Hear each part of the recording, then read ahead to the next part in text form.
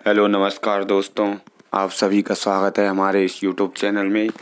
तो आज की इस वीडियो में अपन देखने वाले हैं जनरल साइंस के 50 MCQ क्वेश्चन, सामान्य विज्ञान के 50 ऐसे क्वेश्चन जो कि हर एग्जाम में पूछे जाते हैं और बहुत ही ज़्यादा इम्पोर्टेंट रहते हैं ये। चलिए शुरू करते हैं, अपन देखते हैं पहला क्वेश्चन क्या है। तो पहला क्वेश्चन हमारे सामने है, निम्नलिखित में से किस तत्व की कमी से घेंघा रोग होता है। निम्नलिखित में से किस तत्व की कमी से घेंघा रोग होता है। Option A nitrogen, option B calcium, option C phosphorus या फिर ऑप्शन डी आयोडीन। बताइए किसकी कमी से घेंघा रोग होता है। अगर आपको इसका राइट आंसर आ रहा हो तो आप कमेंट में बता सकते हैं, नहीं तो इसका राइट आंसर अपन देखते हैं। तो देखिए इसका राइट आंसर जो है ऑप्शन नंबर डी हो जाएगा, आयोडीन से घेंघा रोग होता है। चलिए अगले क्वेश्चन की ओर चलते हैं, यहाँ नीचे भी इसका राइट आंसर लिखा हुआ है। चलिए अगले क्वेश्चन पे चलते हैं। क्वेश्चन नंबर 2 हमारे सामने, पावर ट्रांसफार्मर की कार्य प्रणाली का सिद्धांत किस नियम पर आधारित है। क्वेश्चन नंबर 2 जो है हमारे सामने, पावर ट्रांसफार्मर की कार्य प्रणाली का सिद्धांत किस नियम पर आधारित है। ऑप्शन ए फैराडे का नियम, ऑप्शन बी हुक का नियम, ऑप्शन सी न्यूटन का नियम या फिर ऑप्शन डी आइंस्टीन का सिद्धांत। बताइए किस किस नियम पर आधारित है ट्रांसफार्मर की कार्यप्रणाली का सिद्धांत। तो इसका राइट आंसर हो जाएगा ऑप्शन नंबर ए फैराडे के नियम पे। फैराडे के नियम पे जो है ट्रांसफार्मर की कार्यप्रणाली का सिद्धांत का नियम है। चलिए अगले क्वेश्चन की ओर चलते हैं। अगला क्वेश्चन हमारे सामने है, रडार सिस्टम में उपयोग की जाने वाली तरंगे किस प्रकार की तरंगों का उदाहरण है। रडार में जो उपयोग की जाती हैं तरंगे जो उपयोग की जाती हैं वो किस प्रकार की तरंगों का उदाहरण है। ऑप्शन ए सूक्ष्म तरंगे, ऑप्शन बी इंफ्रारेड तरंगे, ऑप्शन सी इंफ्रासोनिक तरंगे या फिर ऑप्शन डी इनमें से कोई नहीं। तो बताइए इसका राइट आंसर क्या होगा। रडार में किस तरीके की तरंग उपयोग की जाती हैं। सूक्ष्म तरंग। इसका राइट आंसर हो जाएगा ऑप्शन नंबर ए सूक्ष्म तरंग। चलिए अगले क्वेश्चन पे चलते हैं। क्वेश्चन नंबर 4 हमारे सामने है, एक उड़ते हुए चक्के की प्रति सेकंड घूर्णन गति किससे मापी जाती है। एक उड़ते हुए चक्के की प्रति सेकंड घूर्णन गति किससे मापी जाती है। ऑप्शन ए बैरोमीटर से, ऑप्शन बी एनीमोमीटर से, ऑप्शन सी हाइग्रोमीटर से या फिर ऑप्शन डी स्ट्रोबोस्कोप से। बताइए क्या होगा इसका राइट आंसर। तो इसका राइट आंसर हो जाएगा हमारा ऑप्शन नंबर डी स्ट्रोबोस्कोप से। स्ट्रोबोस्कोप से जो है उड़ते हुए चक्के की प्रति सेकंड की घूर्णन गति मापी जाती है। चलिए अगले क्वेश्चन की ओर चलते हैं। अगला क्वेश्चन देखते हैं, निम्नलिखित में से कौन प्लाज्मोडियम परजीवी का वाहक है। 4 ऑप्शन दिए हुए हैं, आपको बताना है इनमें से कौन जो है प्लाज्मोडियम परजीवी का वाहक है। ऑप्शन ए मच्छर, ऑप्शन बी मक्खी, ऑप्शन सी चूहा या फिर ऑप्शन डी इनमें से कोई नहीं। बताइए प्लाज्मोडियम परजीवी का उदाहरण वाहक कौन होगा। तो इसका राइट आंसर हो जाएगा ऑप्शन नंबर ए मच्छर। मच्छर जो है वो प्लाज्मोडियम परजीवी का वाहक होता है। चलिए अगले क्वेश्चन की ओर चलते हैं। अगला क्वेश्चन देखते हैं, लोहे पर जंग लगना किस प्रकार की अभिक्रिया का उदाहरण है। लोहे पर जंग लगना किस प्रकार की अभिक्रिया का उदाहरण है। ऑप्शन ए भौतिक अभिक्रिया, ऑप्शन बी रासायनिक अभिक्रिया, ऑप्शन सी प्रतिवर्तित अभिक्रिया, ऑप्शन डी इनमें से कोई नहीं। बताइए लोहे पर जंग लगना किस प्रकार की अभिक्रिया का कारण है, उदाहरण है। तो ये हो जाएगा, इसका राइट आंसर हो जाएगा ऑप्शन नंबर बी रासायनिक अभिक्रिया। रासायनिक केमिकल जो है केमिकल रिएक्शन की वजह से लोहे में जंग लगता है। चलिए अगले क्वेश्चन पे चलते हैं। अगला क्वेश्चन हमारे सामने, पृथ्वी की घूर्णन गति कितनी है। पृथ्वी की घूर्णन गति कितनी है। ऑप्शन ए 28 किलोमीटर पर मिनट, ऑप्शन बी 30 किलोमीटर पर मिनट, ऑप्शन सी 36 किलोमीटर पर मिनट या फिर ऑप्शन डी 50 किलोमीटर पर मिनट। बताइए पृथ्वी की घूर्णन गति कितनी है।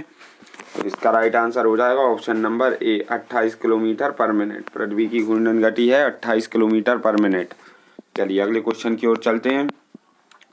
निम्नलिखित में से किस वैज्ञानिक ने विकासवाद के सिद्धांत का प्रतिपादन किया? बताइए, निम्नलिखित में से किस वैज्ञानिक ने विकासवाद के सिद्धांत का प्रतिपादन किया था? ऑप्शन ए डार्विन ने, ऑप्शन बी मैक्सवेल ने, ऑप्शन सी न्यूटन ने, या फिर ऑप्शन डी जॉनसन ने। बताइए, निम्नलिखित में किस वैज्ञानिक ने जो है विकासवाद के सिद्धांत का प्रतिपादन किया था? चलिए इसका ऑप्शन राइट आंसर देखते हैं। इसका राइट आंसर होगा हमारा ऑप्शन नंबर ए डार्विन। डार्विन ने जो है विकासवाद के सिद्धांत का प्रतिपादन किया था। चलिए अगले क्वेश्चन पे चलते हैं। क्वेश्चन नंबर 9 हमारे सामने है। चींटी के डंक में कौन सा अम्ल पाया जाता है? चींटी के डंक में कौन सा अम्ल पाया जाता है? ऑप्शन नंबर ए सिट्रिक अम्ल, ऑप्शन बी एसिटिक अम्ल, ऑप्शन सी मेथेनाइक अम्ल, या फिर ऑप्शन डी लैक्टिक अम्ल। बताइए, चींटी के डंक में कौन सा अम्ल पाया जाता है? तो इसका राइट आंसर हो जाएगा हमारा ऑप्शन नंबर सी मेथेनाइक अम्ल। मेथेनाइक अम्ल पाया जाता है चींटी के डंक में। चलिए अगले क्वेश्चन की ओर चलते हैं। क्वेश्चन नंबर 10 हमारे सामने है। जंग लगने पर लोहे के भार में क्या परिवर्तन होता है? ये क्वेश्चन जो है वेरी इंपॉर्टेंट क्वेश्चन है। ये कई बार पूछा गया है, मोस्ट इम्पोर्टेंट आप इसको मान लीजिए। इसमें देखिए, लोहे के जंग लगने पर उसके भार में क्या परिवर्तन होता है? ऑप्शन ए कम हो जाता है भार, ऑप्शन बी भार बढ़ जाता है, ऑप्शन सी समान रहता है, या फिर ऑप्शन डी इनमें से कोई परिवर्तन नहीं होता। तो इसका राइट आंसर जो है, इसका राइट आंसर हो जाएगा ऑप्शन नंबर बी भार बढ़ जाता है। लोहे में जब जंग लगती है तो उसका भार बढ़ जाता है। चलिए अगले क्वेश्चन पर चलते हैं। क्वेश्चन नंबर 11 हमारे सामने है। किस यंत्र के द्वारा सौर ऊर्जा को विद्युत ऊर्जा में रूपांतरित किया जाता है? सौर ऊर्जा को विद्युत ऊर्जा में कन्वर्ट करने के लिए किस यंत्र का उपयोग होता है? ऑप्शन ए फोटोवोल्टिक सेल का, ऑप्शन बी डेनियल सेल का, ऑप्शन सी ड्राई सेल का, या फिर ऑप्शन डी गैल्वेनिक सेल का। तो बताइए, सौर ऊर्जा को विद्युत ऊर्जा में कन्वर्ट करने के लिए किस यंत्र का उपयोग होता है? तो इसका राइट आंसर हो जाएगा option number A photovoltaic cell का। फोटोवोल्टिक सेल के जरिए हम सौर ऊर्जा को जो है इलेक्ट्रिक एनर्जी में कन्वर्ट कर सकते हैं। चलिए अगले क्वेश्चन पे चलते हैं। क्वेश्चन नंबर 12 हमारे सामने है। पृथ्वी के केंद्र पर गुरुत्वाकर्षण के कारण त्वरण का मान क्या होता है? बताइए, पृथ्वी की जो सतह है, पृथ्वी के केंद्र पर गुरुत्वाकर्षण के कारण त्वरण का मान क्या होता है? Option A 0, option B -1, option C 1, या फिर ऑप्शन डी 9.8। बताइए, पृथ्वी के केंद्र पर गुरुत्वाकर्षण का त्वरण का मान क्या होता है? तो इसका राइट आंसर हो जाएगा ऑप्शन नंबर ए 0। पृथ्वी के केंद्र पर जो है गुरुत्वाकर्षण का त्वरण का मान जो है 0 रहता है। चलिए अगले क्वेश्चन पे चलते हैं। कम तापमान को मापने वाले यंत्र को क्या कहा जाता है? कम तापमान को मापने वाले यंत्र को क्या कहा जाता है? Hygrometer, cryometer, pyrometer, tachometer. बताइए, कम तापमान को मापने वाले यंत्र को क्या कहा जाता है? तो चलिए इसका राइट आंसर देखते हैं। इसका राइट आंसर हो जाएगा ऑप्शन नंबर बी कायरोमीटर को। कायोमीटर को जो है ऑप्शन नंबर 20 का राइट आंसर हो जाएगा। कायोमीटर को कम तापमान को मापने वाला यंत्र कहा जाता है। चलिए अगले क्वेश्चन की ओर चलते हैं। क्वेश्चन नंबर 14, मनुष्य के सुनने की क्षमता कितनी होती है? ये वाला क्वेश्चन भी जो है काफ़ी इम्पोर्टेंट क्वेश्चन रहता है। कई बार एग्जाम में ये क्वेश्चन भी पूछा गया है, जिसको आप अच्छे से थोड़ा याद रखें। चलिए अगले क्वेश्चन पे चलते हैं, मतलब देखते हैं इसके ऑप्शन क्या है। मनुष्य को सुनने की क्षमता कितनी होती है? ऑप्शन ए 20 Hz से लेके 2000 Hz तक, या ऑप्शन बी 20 Hz से 20,000 Hz तक, ऑप्शन सी 20,000 Hz से अधिक, ऑप्शन डी 200 Hz से 20,000 HZ तक। अब HZ जो है, HZ का फुल फॉर्म होता है हर्ट्ज। फ्रिक्वेंसी होती है जी, एक बेसिक तरीके की सुनने की क्षमता की फ्रिक्वेंसी होती है। तो इसका राइट आंसर क्या होगा? इसका राइट आंसर हो जाएगा हमारा ऑप्शन नंबर बी। 20 HZ से लेके 20,000 HZ तक की सुनने की क्षमता होती है मनुष्य की। चलिए अगले क्वेश्चन की ओर चलते हैं। यदि निर्वात में लोहा, कागज और पत्थर के टुकड़े को एक साथ गिराया जाता है तो कौन पृथ्वी की सतह पर सबसे पहले गिरेगा? बताइए। निर्वात में लोहा को और कागज को और पत्थर के टुकड़ों को एक साथ गिराया जाता है तो कौन जो है सबसे पहले सतह तक पहुंचेगा पृथ्वी की? ऑप्शन ए लोहा, ऑप्शन बी कागज, ऑप्शन सी पत्थर, या फिर ऑप्शन डी तीनों एक साथ। तो देखते हैं इसका राइट आंसर क्या होगा। इसका राइट आंसर हो जाएगा ऑप्शन नंबर डी, तीनों एक साथ आएंगे। निर्वात में जो है तीनों एक साथ नीचे आएंगे। चलिए अगले क्वेश्चन की ओर चलते हैं। निम्नलिखित में से कौन कांच का सबसे महत्वपूर्ण घटक है? कांच का महत्वपूर्ण घटक कौन सा है? Option A quartz, option B mica, option C silica, option D इनमें से कोई नहीं। बताइए कांच का सबसे महत्वपूर्ण घटक कौन सा है? तो इसका राइट आंसर हो जाएगा option number C silica. Silica जो है कांच का सबसे एक महत्वपूर्ण घटक है। चलिए अगले क्वेश्चन की ओर चलते हैं। क्वेश्चन नंबर 17 हमारे सामने है। पदार्थ का परमाणु सिद्धांत किस वैज्ञानिक ने दिया था? पदार्थ का परमाणु सिद्धांत किस वैज्ञानिक ने दिया था? ऑप्शन ए मैक्सवेल ने, ऑप्शन बी पास्कल ने, ऑप्शन सी जॉन डाल्टन ने, या फिर ऑप्शन डी न्यूटन ने। बताइए पदार्थ का जो है परमाणु का सिद्धांत किसने दिया था? तो चलिए इसका राइट आंसर देखते हैं। इसका राइट आंसर है option number C John Dalton ने। जॉन डाल्टन ने जो है पदार्थ के परमाणु का सिद्धांत दिया था। चलिए अगले क्वेश्चन पे चलते हैं। वॉशिंग मशीन किस सिद्धांत पर कार्य करता है? वॉशिंग मशीन किस सिद्धांत पर कार्य करती है? ऑप्शन ए अपकेंद्रीय, ऑप्शन बी अभिकेंद्रीय, ऑप्शन सी उपयुक्त दोनों, या फिर ऑप्शन डी इनमें से कोई नहीं। तो बताइए वॉशिंग मशीन किस सिद्धांत पर कार्य करती है? इसका राइट आंसर हो जाएगा ऑप्शन नंबर ए अपकेंद्रीय सिद्धांत पर जो है वॉशिंग मशीन कार्य करती है। चलिए अगले क्वेश्चन की ओर चलते हैं। Question number 19। आघूर्ण बल की एसआई इकाई क्या है? आघूर्ण बल की एसआई इकाई क्या है? Option A newton, option B newton metre, option C metre प्रति सेकंड, या फिर ऑप्शन डी ओम। तो बताइए इसका राइट आंसर क्या होगा? आघूर्ण बल की एसआई इकाई क्या होती है? इसका राइट आंसर हो जाएगा option B newton metre. Newton metre जो है आघूर्ण बल की एसआई इकाई होती है। चलिए अगले क्वेश्चन की ओर चलते हैं। क्वेश्चन नंबर 20 हमारे सामने है। तो दोस्तों अगर आपको ये वीडियो अच्छा लग रहा हो तो इसे लाइक ज़रूर कीजिए। आपके लिए हम इसी तरीके की और वीडियो लाते रहते हैं, इसलिए चैनल को भी सब्सक्राइब कर लीजिए। चलिए देखते हैं 20 क्वेश्चन। अल्जाइमर रोग मानव शरीर के किस अंग को मुख्य रूप से प्रभावित करता है? अल्जाइमर जो रोग होता है वो मानव शरीर के किस अंग को मुख्य रूप से प्रभावित करता है?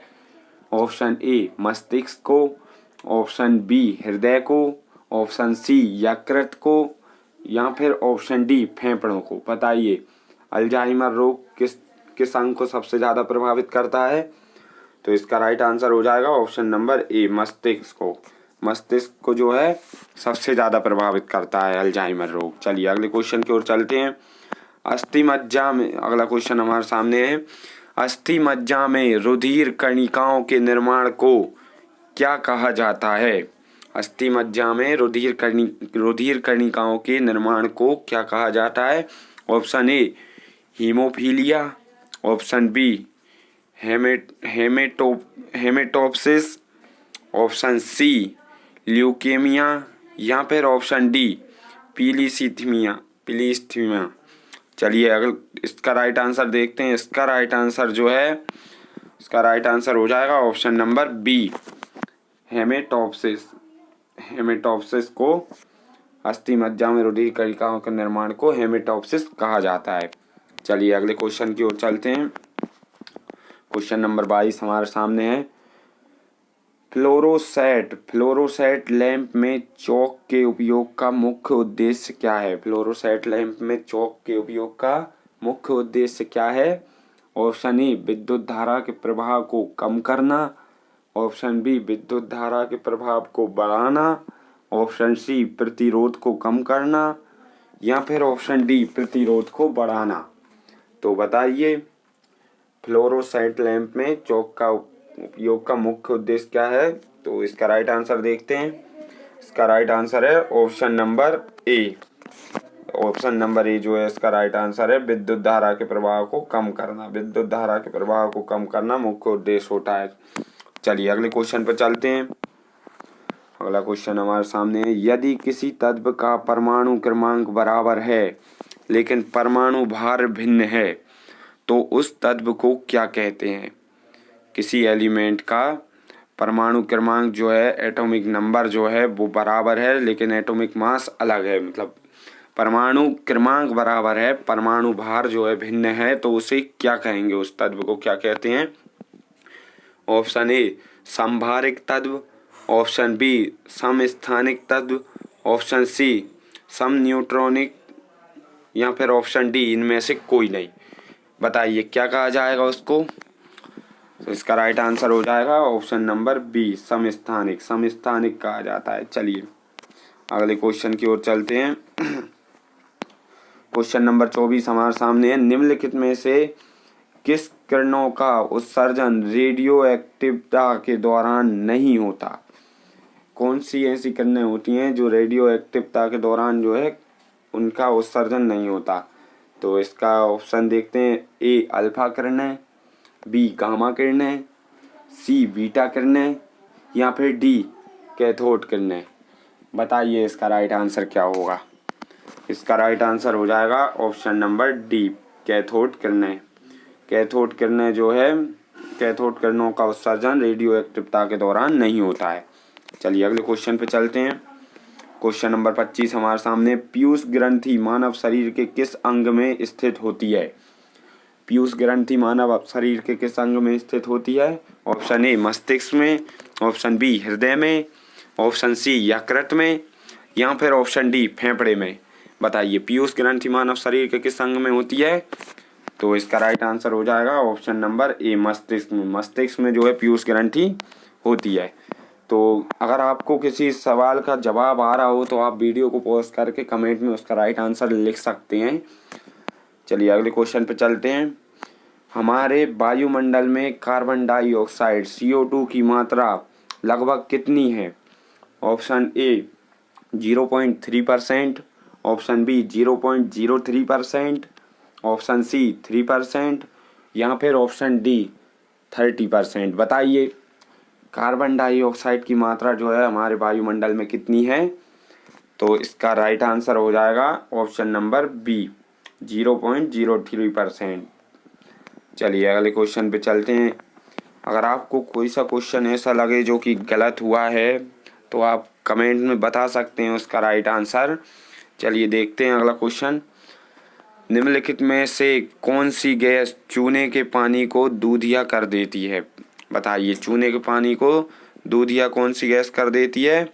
Hydrogen, option B carbon monoxide, option C carbon dioxide, या फिर ऑप्शन डी ऑक्सीजन। तो बताइए इसका राइट आंसर क्या हो सकता है?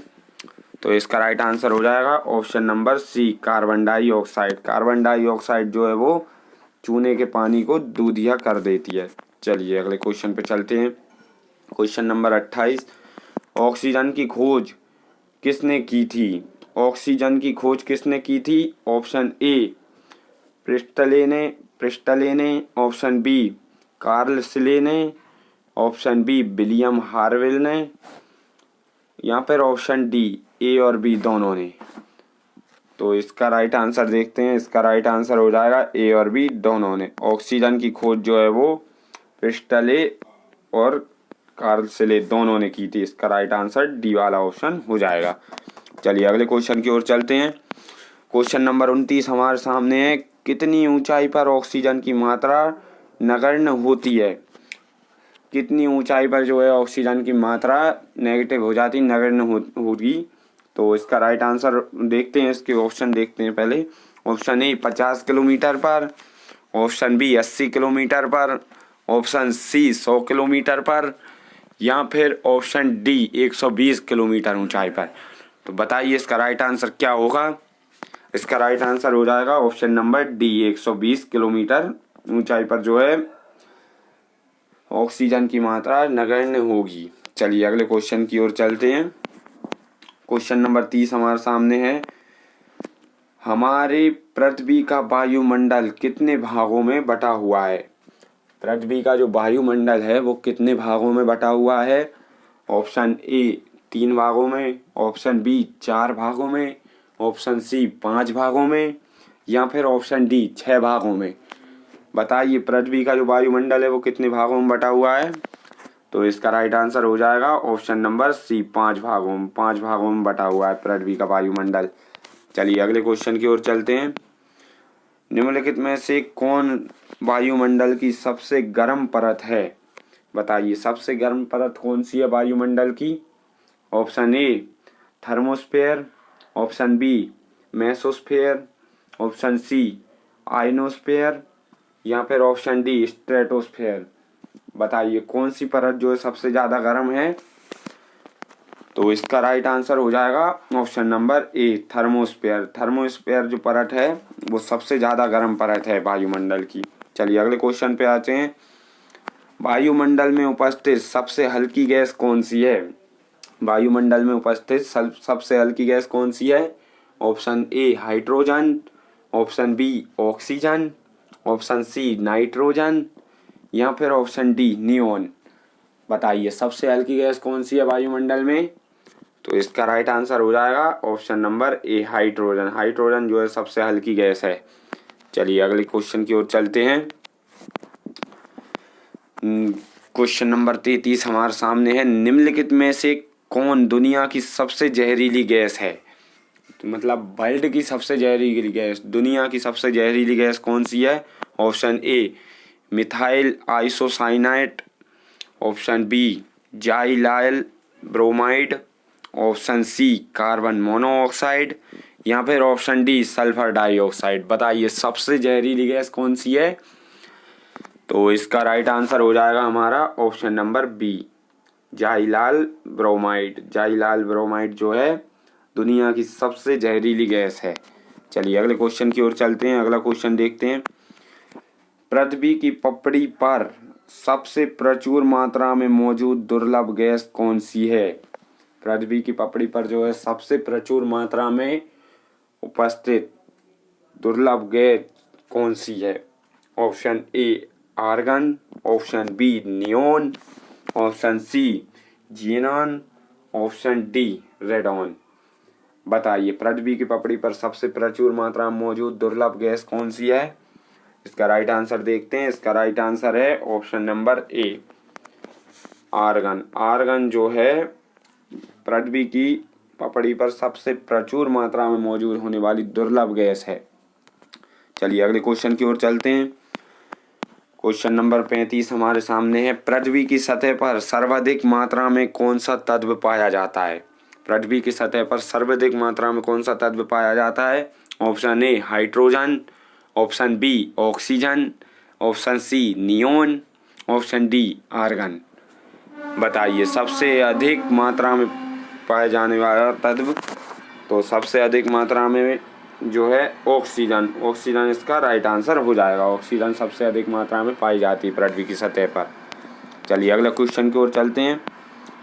हमारी पृथ्वी में सबसे अधिक मात्रा में कौन सी धातु मौजूद है। अब यहाँ पे मेटल की बात हो रही है। कौन सी धातु सबसे अधिक है। ऑप्शन ए लोहा, option B aluminium, option C तांबा, या फिर ऑप्शन डी जिंक। बताइए पृथ्वी की सतह पर पृथ्वी में सबसे अधिक मात्रा में कौन सी धातु मौजूद है। तो इसका राइट आंसर हो जाएगा option number B aluminium. Aluminium जो है पृथ्वी पर सबसे अधिक मात्रा में पाया जाता है। चलिए अगले क्वेश्चन की ओर चलते हैं। अगला क्वेश्चन हमारे सामने। निम्नलिखित में से कौन एक जैविक अम्ल है।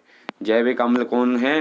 ऑप्शन ए कार्बोनिक अम्ल, ऑप्शन बी नाइट्रिक अम्ल, ऑप्शन सी सल्फ्यूरिक अम्ल या फिर ऑप्शन डी ऑक्जेलिक अम्ल।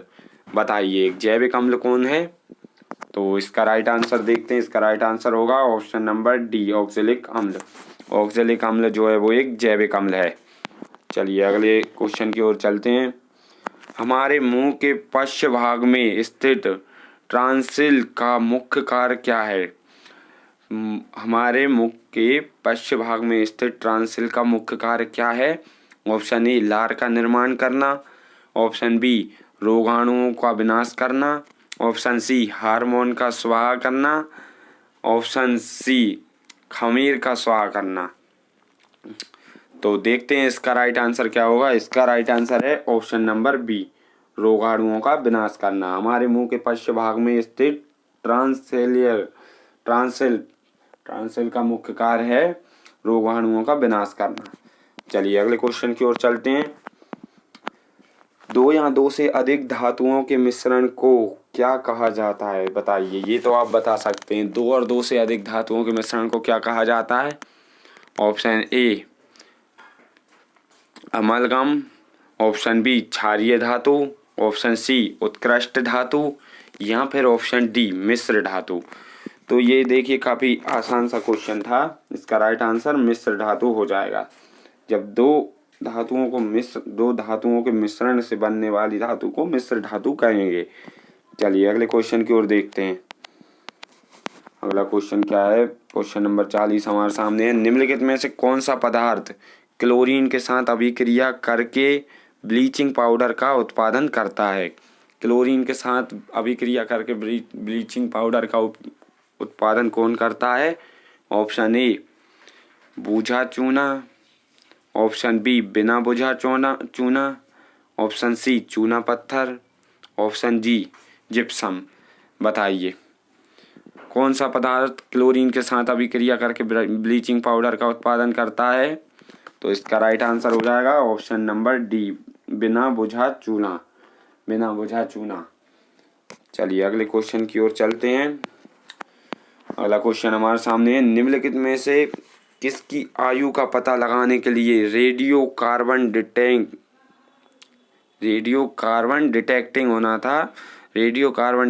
का उपयोग किया जाता है? निम्नलिखित में से किसकी आयु का पता लगाने के लिए रेडियो कार्बन डेटिंग का उपयोग किया जाता है? तो ऑप्शन ए भवनों की, ऑप्शन बी जीवाश्म की, ऑप्शन सी पत्थर की या फिर ऑप्शन डी शिशुओं की। बताइए किसकी आयु का पता लगाने के लिए रेडियो कार्बन डेटिंग का उपयोग किया जाता है? तो इसका राइट आंसर हो जाएगा हमारा ऑप्शन नंबर बी जीवाश्म की आयु पता लगाने के लिए रेडियो कार्बन डेटिंग का उपयोग किया जाता है। चलिए अगले क्वेश्चन की ओर चलते हैं। यदि लाल रंग और हरे रंग को आपस में मिला दिया जाए तो कौन सा रंग बनेगा? बताइए लाल रंग और हरे रंग को आपस में मिला दिया जाए तो कौन सा रंग बनेगा? ऑप्शन ए पीला रंग, ऑप्शन बी लाल रंग, ऑप्शन सी सफ़ेद रंग या फिर ऑप्शन डी मैजेंटा रंग। बताइए कौन सा रंग बनेगा? तो इसका राइट आंसर हो जाएगा ऑप्शन नंबर ए पीला रंग। लाल और हरे दोनों रंग को आपस में मिलाएंगे तो पीला रंग बनेगा। चलिए अगले क्वेश्चन की ओर चलते हैं। पशुओं में किसके कारण खुरपका और मुंहपका रोग होता है? बताइए खुरपका और मुंहपका रोग जो पशुओं में होता है वो किसके कारण होता है? ऑप्शन ए जीवाणु के कारण, ऑप्शन बी प्रोटोजोआ के कारण, ऑप्शन सी विषाणु के कारण या फिर ऑप्शन डी कीट के कारण। बताइए किसके कारण होता है? तो इसका राइट आंसर देखते हैं अपन। इसका राइट आंसर हो जाएगा हमारा ऑप्शन नंबर सी विषाणुओं के कारण। विषाणुओं के कारण जो है पशुओं में खुरपका और मुंहपका रोग होता है। चलिए अगले क्वेश्चन की ओर चलते हैं। अगला क्वेश्चन देखते हैं। क्वेश्चन नंबर 44 हमारे सामने है। ट्यूबलाइट में मुख्यतः कौन सी गैस भरी जाती है? ट्यूबलाइट में मुख्यतः कौन सी गैस भरी जाती है? ऑप्शन ए आर्गन और मीथेन, ऑप्शन बी पारे का वाष्प और आर्गन, ऑप्शन सी हीलियम और पारे का वाष्प, ऑप्शन डी हीलियम और आर्गन। बताइए जो घर में जो ट्यूबलाइट लगी रहती हैं उनमें कौन सी गैस भरी होती है? तो इसका राइट आंसर देखते हैं। इसका राइट आंसर हो जाएगा हमारा ऑप्शन नंबर बी, पारे का वाष्प और आर्गन। पारे का वाष्प और आर्गन जो है दो गैस जो होती हैं वो ट्यूबलाइट में भरी जाती हैं। चलिए, और आपको ये वीडियो अच्छा लग रहा हो तो इसे लाइक ज़रूर कीजिए और चैनल को सब्सक्राइब कर लीजिए इसी तरीके के और वीडियोस देखने के लिए। चलिए देखते हैं अगला क्वेश्चन। क्वेश्चन नंबर 45 क्वेश्चन देखते हैं। ठोस की शुद्धता का निर्धारण किसके द्वारा किया जाता है? ठोस की शुद्धता का निर्धारण किसके द्वारा किया जाता है? ऑप्शन ए, क्वांतनांक बिंदु के द्वारा। ऑप्शन बी, हिमांक बिंदु के द्वारा। ऑप्शन सी, गलनांक बिंदु के द्वारा, या फिर ऑप्शन डी इनमें से कोई नहीं। तो देखिए, ठोस की शुद्धता का निर्धारण जो है, ठोस की शुद्धता का निर्धारण जो है वो ऑप्शन नंबर सी इसका राइट आंसर होगा, गलनांक बिंदु के द्वारा किया जाता है। चलिए अगले क्वेश्चन की ओर चलते हैं। अगला क्वेश्चन देखते हैं। अगला क्वेश्चन हमारे सामने है, भौतिक संतुलन किस सिद्धांत पर कार्य करता है? भौतिक संतुलन किस सिद्धांत पर कार्य करता है? ऑप्शन ए, संगीत के सिद्धांत पर। ऑप्शन बी, ऊर्जा संरक्षण के सिद्धांत पर।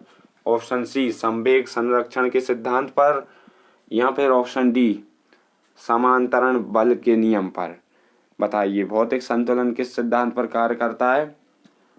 तो इसका राइट आंसर हो जाएगा हमारा ऑप्शन नंबर डी, समांतरण बल के नियम पर। समांतरण बल के नियम पर जो है भौतिक संतुलन का सिद्धांत कार्य करता है। चलिए अगले क्वेश्चन पर चलते हैं। निम्नलिखित में से किस धातु को चाकू से आसानी से काटा जा सकता है? बताइए, ऐसा कौन सा मेटल है जो कि चाकू से आसानी से काटा जा सकता है? Option A, sodium. Option B, aluminium. Option C, potassium. Option B, platinum. बताइए राइट आंसर क्या होगा इसका? तो देखिए, इसमें एल्यूमिनियम जो है वो हो ही नहीं सकता, आप इसको पहले ही हटा दीजिए। और ये जो दो जो मेटल दिए हैं इनका आपको ज़्यादा पता नहीं होगा, तो इसका राइट आंसर देखते हैं। इसका राइट आंसर बनेगा ऑप्शन नंबर ए, सोडियम। सोडियम को जो है चाकू की मदद से आसानी से काटा जा सकता है। चलिए अगले क्वेश्चन की ओर चलते हैं। अगला क्वेश्चन हमारे सामने है, न्यूलैंड के अनुसार उस समय प्रकृति में कुल कितने तत्व मौजूद थे? न्यूलैंड के अनुसार उस समय प्रकृति में कितने तत्व मौजूद थे? नेचर में कितने तत्व मौजूद थे? Option A, 64। Option B, 65। Option C, 56, या फिर ऑप्शन डी, 46। बताइए इसका राइट आंसर क्या होगा? तो इसका राइट आंसर हो जाएगा ऑप्शन नंबर सी, 56। न्यूलैंड के अनुसार जो है उस समय प्रकृति में 56 तत्व हुआ करते थे। चलिए अगले क्वेश्चन पर चलते हैं।